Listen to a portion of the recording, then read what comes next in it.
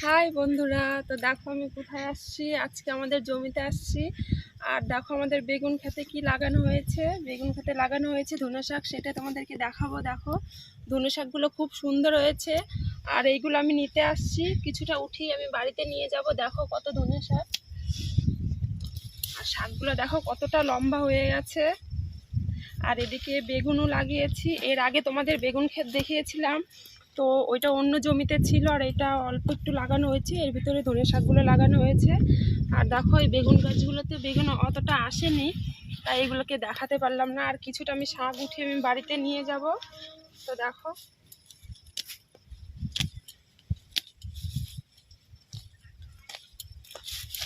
তো আমি এই শাকগুলো বাড়িতে উঠিয়ে নিয়ে যাব, যে ধনে শাকের পকোড়া ভেজে খাবো।